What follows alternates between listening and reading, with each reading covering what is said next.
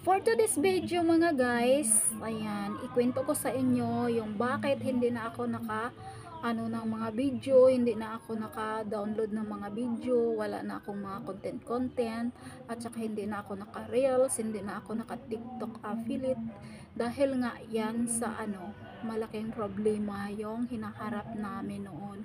Yung parating yung isang taon bago pa yon dumating.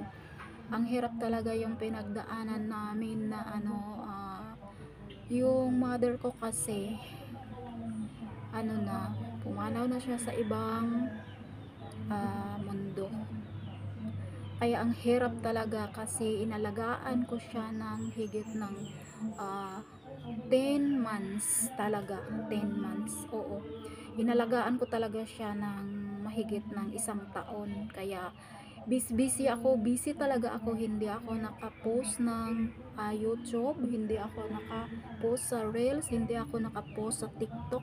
Nag-affiliate kasi ako, doble kasi yung kambyada ko doon, tapos para lang makatulong konti-konti dahil nag-alaga lang ako ng nanay ko.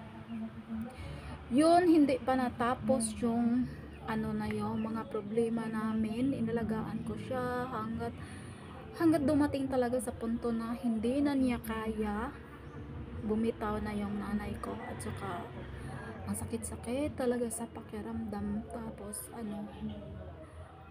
pinabayaan ko na yung pag-vlog, tapos reels. Yun, kasi ang busy ko talaga dahil sa isang araw pinigilan ko nga yung pagligo, dudumi, kasi hindi ko talaga maiwas-iwasan, hindi ko talaga maiwanan yung nanay ko, kaya focus talaga ako doon, nag-alaga. Ayun, dumating talaga na bumigay na yung nanay ko dahil hindi na kaya sa katawan niya. Kaya ngayon na naman ako uli nakapost nitong video na to. Sana maintindihan nyo, sana makapalo kayo at maka-subscribe naman kayo dito sa sa YouTube. At saka sana naman makapunta kayo sa TikTok ko, sa Vic TikTok affiliate. Nag-affiliate kasi ako, then mayroon akong reels dito na Marimix TV, yung last, may S sa last, yung Marimix TV vlog. Sa vlog may last S, Marimix TV vlogs kasi yung nilagay ko, parang makakaiba naman. Tapos yung isa naman yung YouTube ko ay Marimix TV. Oo, Marimix TV yung YouTube ko.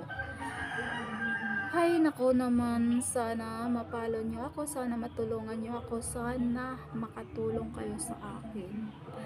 Kasi wala na kaming nanay, ilong tapos na. Ayan, doble kambyada pa rin ako dahil nga marami kaming pinakain.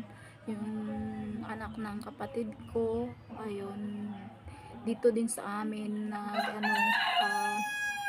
umaasa sa pagkain nila, sa pag-aaral nila. Kaya tinulungan ko din yung kapatid ko na babae. Kaya todo kambyada talaga tayo nito, kasi kapag hindi tayo kumilos araw-araw yung pagkain natin, paano na lang.